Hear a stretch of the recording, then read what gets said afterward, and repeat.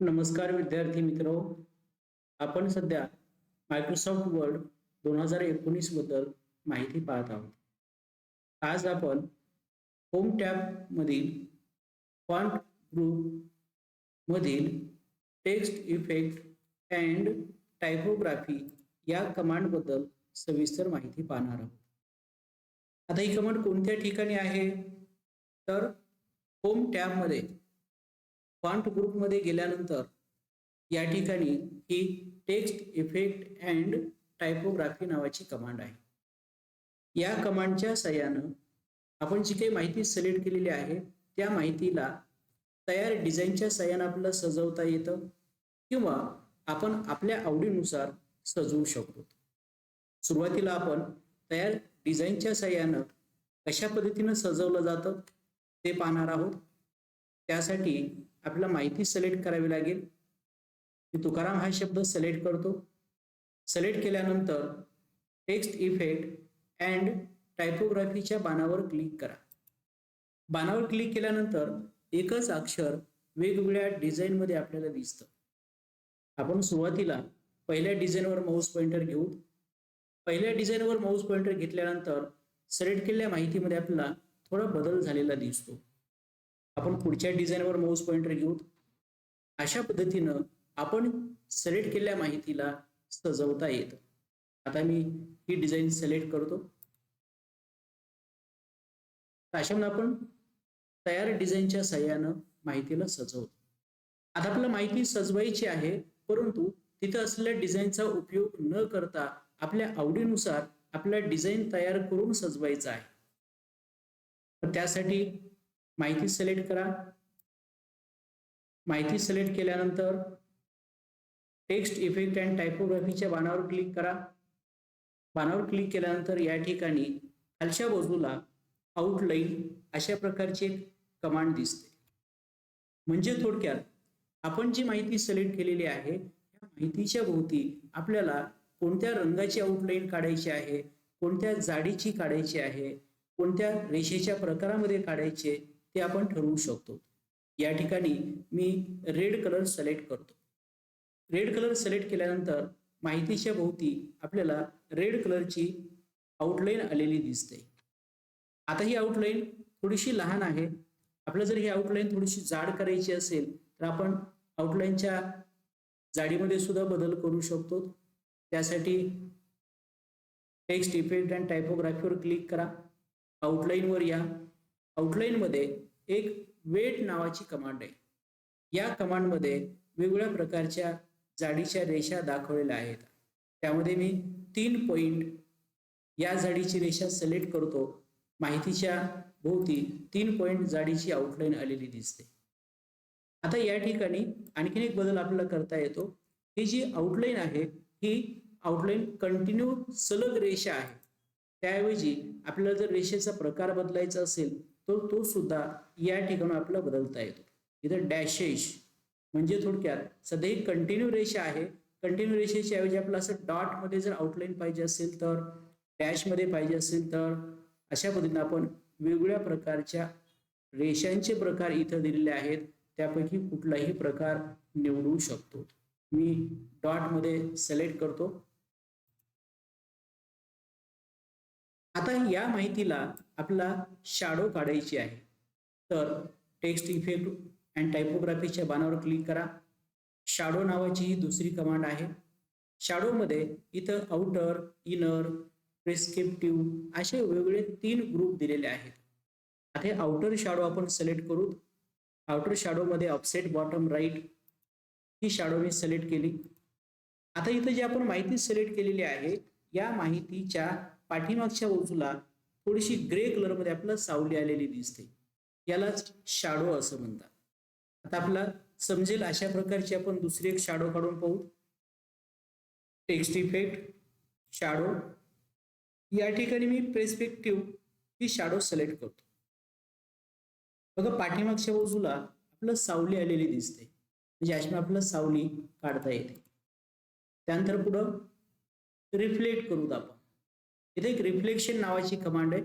या रिफ्लेक्शन कमांडच्या मदतीनं आपल्याला नावाच्या पुढच्या बाजूला त्याचं प्रतिबिंब म्हणजे थोडक्यात आपण ज्यावेळेस विहिरीच्या काठावर उभं राहतो त्यावेळेस आपलं प्रतिबिंब पाण्यामध्ये आपलं आलेलं दिसतं. मग तसंच या ठिकाणी सुद्धा आपण जी काही माहिती सिलेक्ट केली आहे त्या माहितीचं प्रतिबिंब आपल्या समोरच्या बाजूला पाहिजे असेल तर त्याला आपण रिफ्लेक्शन असं म्हणतो. तर ते या कमांडच्या साहाय्याने आपल्याला घेता येईल. रिफ्लेक्शन नंतर आपल्याला ग्लो करायचंय, म्हणजे त्या माहितीच्या भोवती एखाद्या विशिष्ट कलरनं आपल्याला तो कलर ग्लो झालेला दिसतो बघा. म्हणजे अशा पद्धतीने आपण माहितीला सजवण्याचं काम या ठिकाणी करू शकतो. म्हणजे टेक्स्ट इफेक्ट अँड टायपोग्राफी नावाची कमांड तयार डिझाईनच्या साहाय्याने आपलं सजवता येतं, किंवा तिथं काही ऑप्शन दिलेले आहेत तर थोडक्यात त्याला कस्टम फॉर्मॅटिंग असं म्हणतात, त्यांचा उपयोग करून सुद्धा आपण माहितीला सजवण्याचं काम करू शकतो. टेक्स्ट इफेक्ट अँड टायपोग्राफी नंतर पुढची दुसरी कमांड आपण पाहणार आहोत, टेक्स्ट हायलाइट कलर. आता ही कमांड कोणत्या ठिकाणी आहे? या ठिकाणी टेक्स्ट हायलाइट कलर. आता या कमांडचा उपयोग कशासाठी केला जातो? समजा आपलं जे डॉक्युमेंट आहे या डॉक्युमेंटमध्ये जर काही महत्त्वाचे वाक्य असतील किंवा महत्त्वाचे शब्द असतील तर त्या शब्दांना किंवा वाक्यांना आपण हायलाइट करतो, विशिष्ट कलरनं आपण त्याला डार्क करतो, त्याचा बॅकग्राऊंड कलर बदलतो. या ठिकाणी आपण मायक्रोसॉफ्ट वर्ड या शब्दाला सिलेक्ट करू. मायक्रोसॉफ्ट वर्ड 2019ला मी सिलेक्ट केलं. टेक्स्ट हायलाइट कलरच्या पानावर क्लिक करा. इथं आपल्याला कलर प्लेट दिसते. इथल्या प्रत्येक कलरला नाव आहे. माऊस पॉइंटर जर आपण त्याच्यावर घेतला तर त्या कलरचं नाव दिसतं. आपण याला सिलेक्ट करू. आता या ठिकाणी आपण जी माहिती सिलेक्ट केली होती त्या माहितीचा बॅकग्राऊंड कलर बदललेला दिसतो. यालाच हायलाइट करणे असं म्हणतात. यानंतर पुढची कमांड आहे फॉन्ट कलर. तर फॉन्ट कलर कमांड कोणत्या ठिकाणी आहे?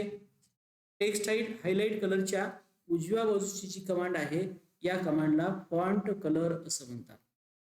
या कमांडच्या साहाय्याने आपण जी माहिती सिलेक्ट केलेली आहे त्या माहितीचा रंग बदलता येतो. आता इथं आपण होम टॅब कमांड्स त्याच्यामधील होम टॅब या माहितीला सिलेक्ट करू. या ठिकाणी आहे फॉन्ट कलर नावाची कमांड. त्याच्या बाणावर क्लिक करा. बाणावर क्लिक केल्यानंतर आपल्याला कलर प्लेट दिसते. या कलर प्लेटमध्ये थीम्स कलर आहेत, स्टँडर्ड कलर्स आहेत किंवा आणखीन बरेचसे कलर सुद्धा आपल्याला या ठिकाणी पाहायला मिळतात. इथे जेवढे काही कलर आहेत त्या प्रत्येक कलरला विशिष्ट नाव आहे. आपण जर त्या कलरवर माऊस पॉइंटर घेतला तर त्या कलरचं नाव दिसतं. या कलरचं नाव ब्ल्यू एसेंट 1 लाइटर 80% असं आहे. म्हणजे थोडक्यात कुठल्याही कलरवर घ्या आपल्याला त्याचं नाव दिसतं. यापैकी आपण हा कलर सिलेक्ट करू. समजा तुम्हाला एकाच अक्षराचा रंग बदलायचा असेल तर तेवढंच एक अक्षर सिलेक्ट करा. हे स्टँडर्ड कलर आहेत, red, orange, yellow, blue, dark blue, purple. अशामध्ये आपण जी माहिती सिलेक्ट केलेली आहे तेवढ्याच माहितीचा सुद्धा कलर बदलू शकतो. यानंतर आपण पुढची कमांड पाहणार आहोत, चेंज केस. आता ही चेंज केस नावाची कमांड कोणत्या ठिकाणी आहे? फॉन्ट ग्रुप मध्येच आहे. या ठिकाणी वरच्या बाजूला चेंज केस. तर चेंज केस कमांडच्या साहाय्याने आपल्याला काय करता येतं? आपण जी काही माहिती सिलेक्ट केलेली आहे त्या माहितीला आपण वेगवेगळ्या 5 प्रकारामध्ये बदलू शकतो. कोणकोणत्या 5 प्रकारामध्ये बदलता येतं? सेंटेन्स केस, अप्पर केस, लोअर केस, कॅपिटलाइज इच वर्ड आणि टॉगल केस. हे वेगवेगळे 5 प्रकार आहेत. आपण एक एक प्रकार घेऊन त्याचा उपयोग पाहू. समजा या ठिकाणी आपण टाईप केलं, computer is an electronic machine. Computer is an electronic machine. आता हे जे वाक्य टाईप केलेलं आहे, वाक्याची सुरुवात कॅपिटल अक्षराने केलेली असल्यामुळं यास सेंटेन्स केस असं म्हणतात. आता हेच वाक्य जर मला कॅपिटलमध्ये पाहिजे असेल तर या वाक्याला सिलेक्ट करा, चेंज केसच्या बाणावर क्लिक करा. त्या ठिकाणी अप्पर केस नावाची कमांड आहे. अप्पर केसवर क्लिक केल्यानंतर सिलेक्ट केलेली सर्व माहिती कॅपिटलमध्ये दिसते.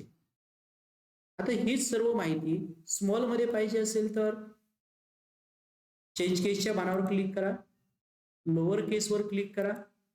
सर्व अक्षर तुम्हाला स्मॉल मध्ये दिसतात, एकही अक्षर कॅपिटल मध्ये दिसत नाही.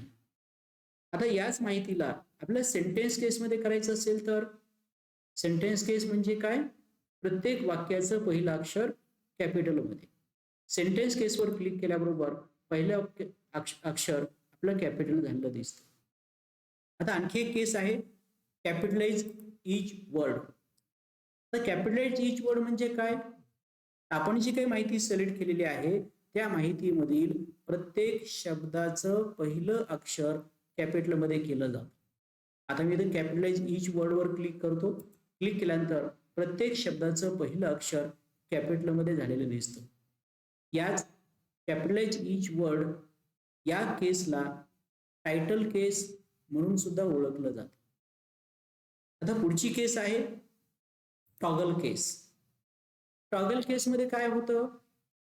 आपण जी काही माहिती सिलेक्ट केलेली आहे त्या माहितीमधील स्मॉल अक्षर कॅपिटल होतं तर कॅपिटल अक्षर स्मॉल होतं. इथे मी टॉगल केसवर क्लिक करतो. क्लिक केल्याबरोबर जी अक्षरं कॅपिटल होती ती स्मॉल झाली आणि स्मॉल होती ती अक्षरं कॅपिटल झाली.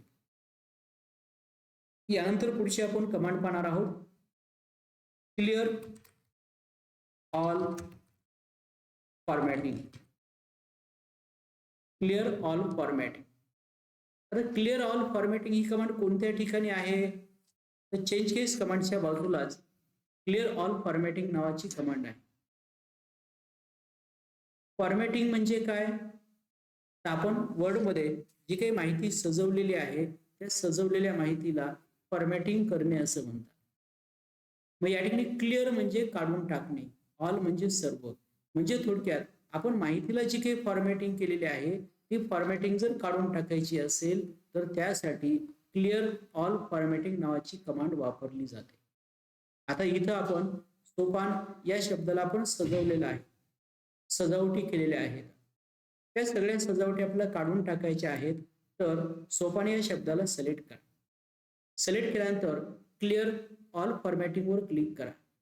क्लिअर ऑल फॉर्मॅटिंग वर क्लिक केल्यानंतर सोपान हा शब्द आपल्याला डिफॉल्ट साईज मध्ये, डिफॉल्ट फॉन्ट मध्ये दिसत आहे. त्याला कसल्याही प्रकारची सजावट केलेली दिसत नाही. अशा पद्धतीनं कुठल्याही माहितीची सजावट जर काढून टाकायची असेल तर त्यासाठी क्लिअर ऑल फॉर्मॅटिंग नावाची कमांड वापरली जाते. जर तुम्हाला आमचा हा व्हिडिओ आवडला असेल तर लाईक करा, आमच्या चॅनलला सबस्क्राईब करा व नोटिफिकेशन्स मिळवण्यासाठी बेल आयकॉनवर क्लिक करायला विसरू नका. धन्यवाद.